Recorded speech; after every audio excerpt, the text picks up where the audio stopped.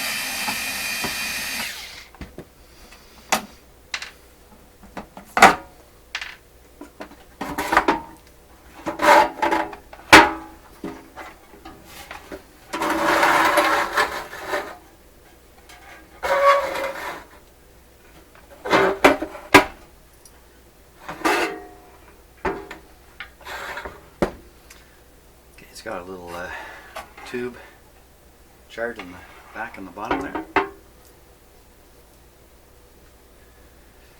couple of big capacitors here. 6 AQ5, 6 FQ7, 6 SJ7, 6 BQ5. 6 BQ5 right here. Let's take a look at that tube. Oh, it's in great shape. Wow. Made in Holland. That's in perfect shape. What I'm looking for are black stains on the inside of the tube, sometimes lining up with these little holes in this plate or whatever this outer shell is that's inside here. But there's no sign of it in here at all. It looks beautiful. So now you wouldn't expect a device like this to have super high mileage on it anyway. It's not like a stereo that somebody leaves on every day all day in and day out. Let's take a look underneath here, see what we got going. Look at that.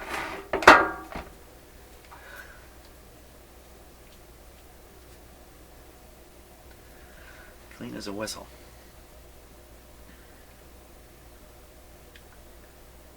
I'm just looking it over quickly. I mean, the unit works. I don't expect there to be anything in here that looks to be bad, but certainly worth looking over. It's kind of curious how they did this capacitor up here. Hard to see in the camera maybe, but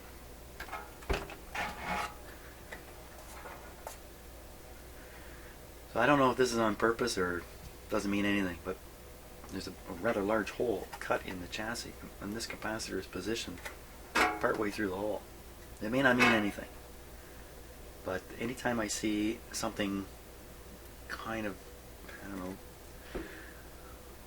like wires that go down through a hole and then are soldered up underneath, it just makes me a little curious about why they're choosing to do those kinds of things.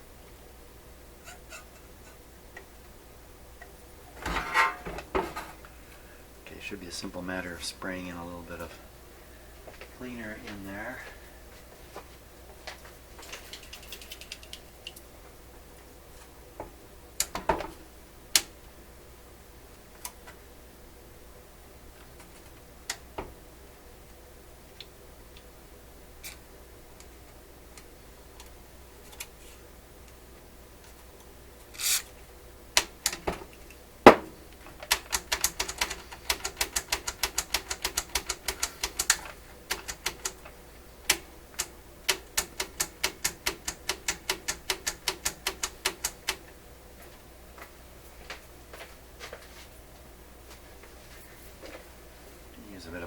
powerful cleaner on the switch here. Let me tighten up the knob.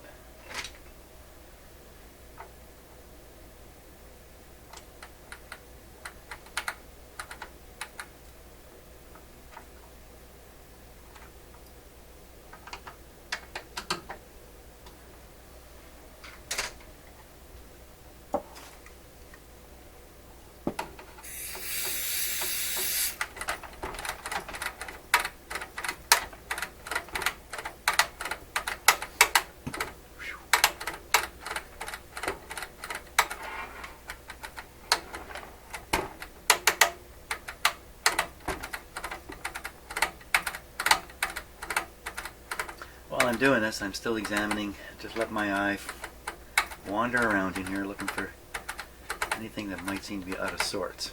It's interesting, there's a light bulb in here. It's painted in place. Painted to keep it from coming loose. That's probably done it. That's probably done it. Let's give it a go.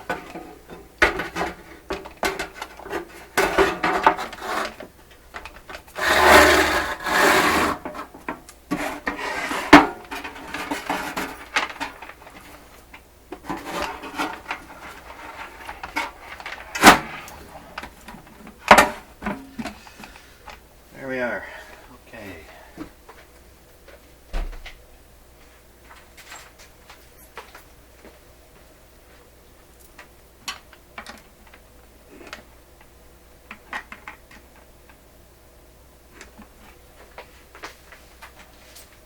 Speaker.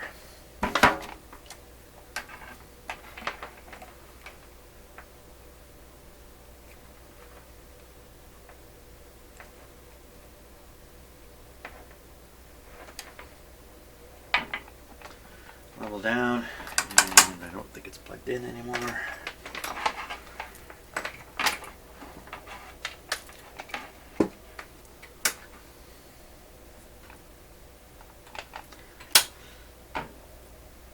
Okay. Power on. Give it a moment. B scale, 200 hertz to 2000. We'll put it at 1000. I think that's about 1000 hertz there. Okay, baby, what do we hear?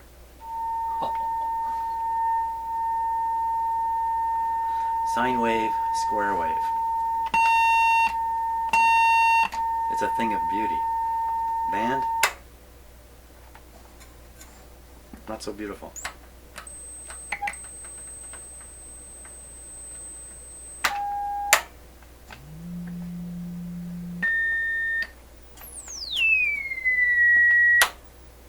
D is just too high all the way. D is 20 kilohertz up to 200 kilohertz. I never noticed that. Wow, this thing puts out 200 kilohertz.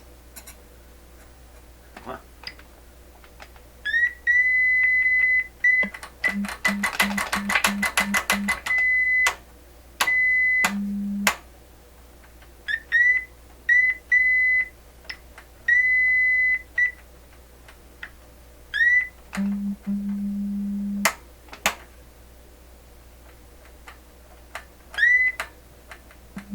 Wow, not happy.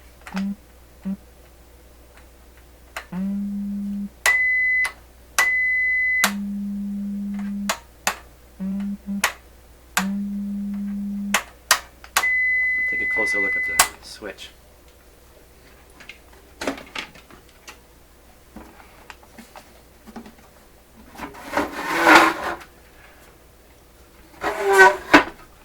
Once again, sorry for that.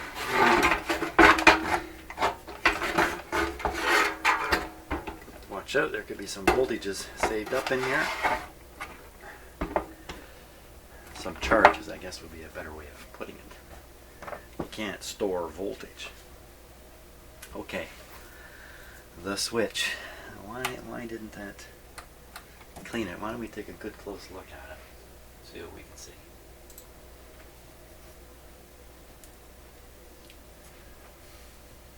Okay, I've got to adjust my focus. Just hold the line for a second.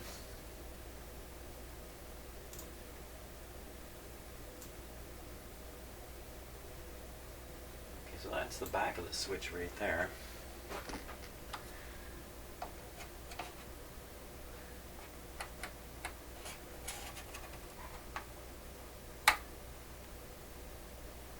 It's a little hard to get an angle on it to actually see the contact surfaces.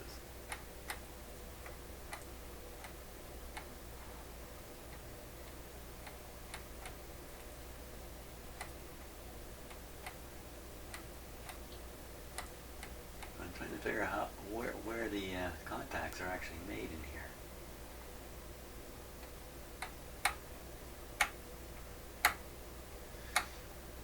A little oddly done.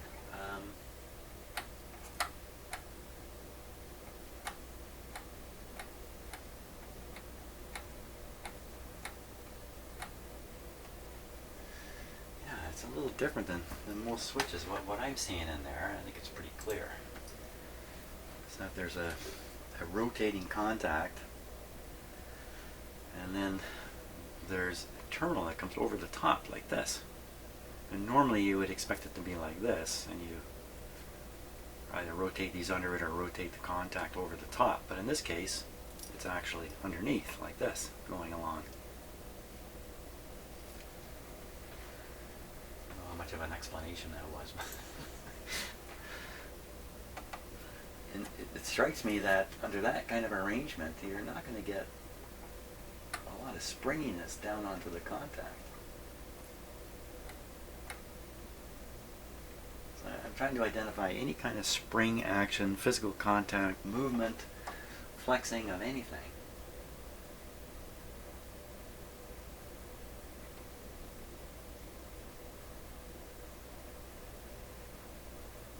It is flexing it.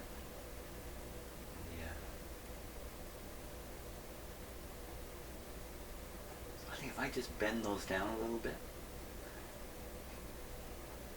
either the rotating contact has to spring upwards harder,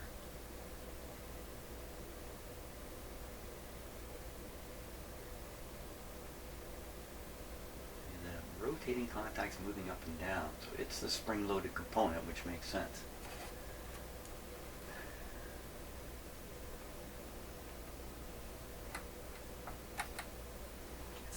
There.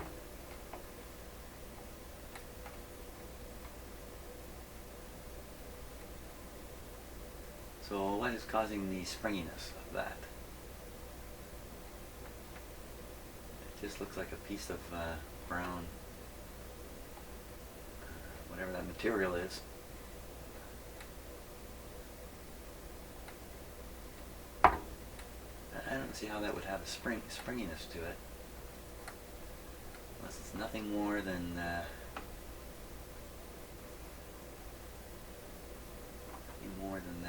piece of brown, I don't know what it is, board. I can't think of the name of that material. That's where the springiness is coming from. So another possibility is these contacts are still just dirty. You know, when I sprayed it, I had this in contact. What if I put it between? Try to get the cleaner right on the right on there. Where is it?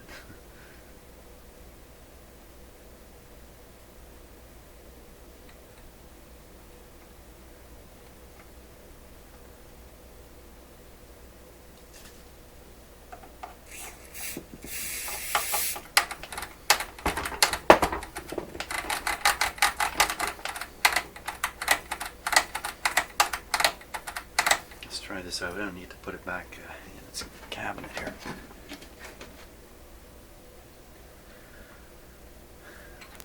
Okay, switch on.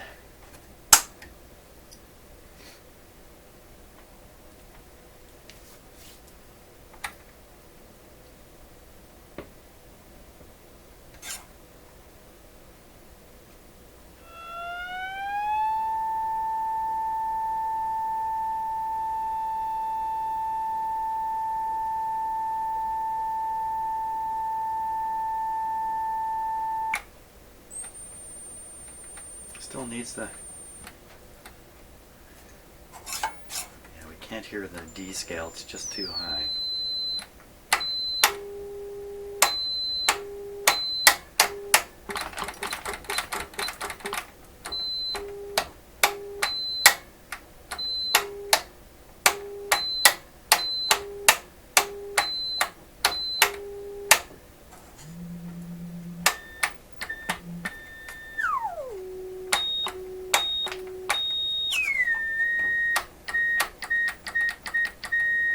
Just can't hear the D, but that's okay.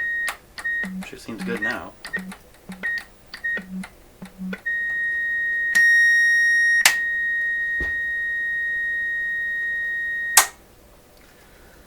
I think we got it.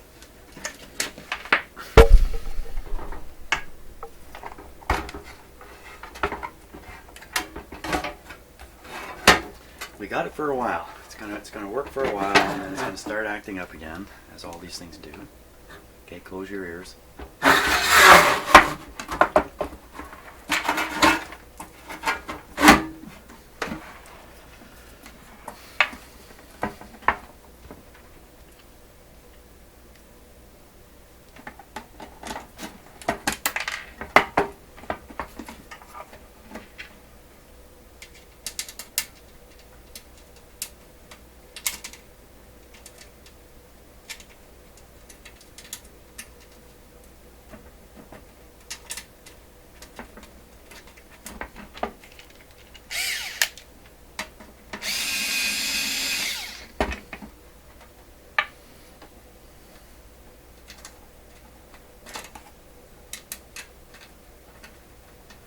These are self-tapping screws, so they're going to go in no matter what. I'm just trying to get them to follow the old thread, not cut new ones. Okay.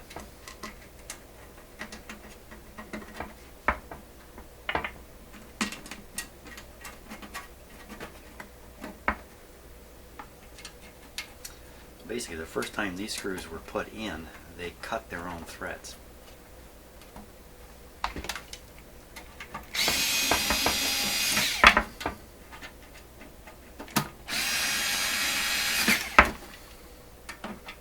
It's great. This tool comes with a spotlight, a little LED spotlight. Spotlight shines nicely beside the screw over here. It's great, isn't it? Very handy.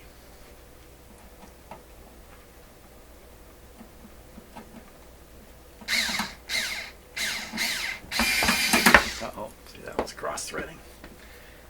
I didn't take the time to set it right. Probably. There we go.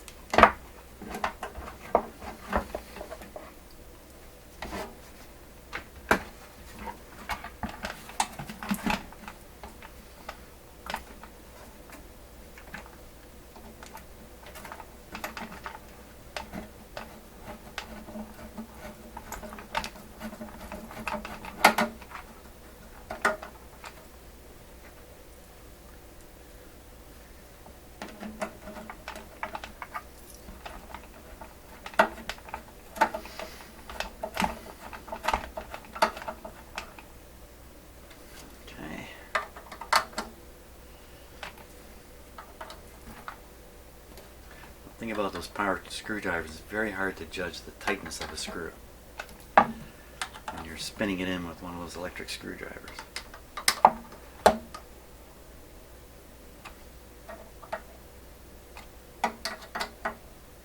There we go. There you have it. Okay, so for all of you who have watched my videos and seen me waste time trying to make this thing work, hopefully that's come to an end. I wasted a pile of time fixing it. And we'll see if I ever make that time back. Let's see, let's just do a quick calculation. Now let's see, normally I'm wasting about a minute to 2 minutes fiddling with this in the state it was in. A minute to 2 minutes. I use it almost every radio.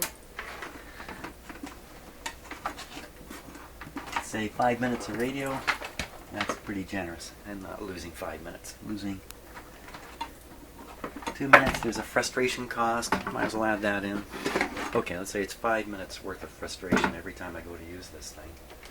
Took me what did it take? 20 minutes to fix it up. So hey, that's only four uses. I've made back my effort. Sounds like a good investment at this point.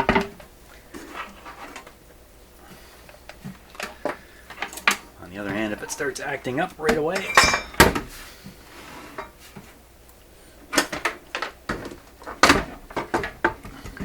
this guy's acting up too.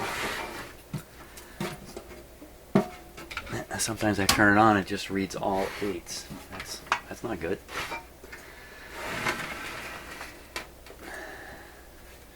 That's a frequency counter I put together so many years ago. A Heathkit. Heathkit's good stuff, you know. Good. These are good, well-designed, strong machines. Heathkits. That's been my experience with them. We better turn this guy back on. We've got to plug him in. That's a challenge down here.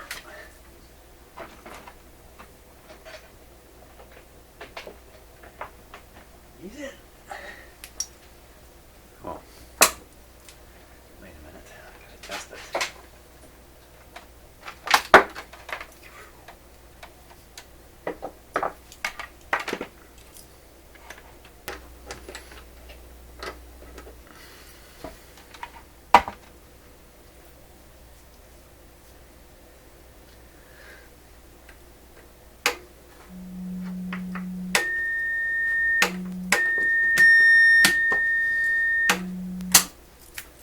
There we go.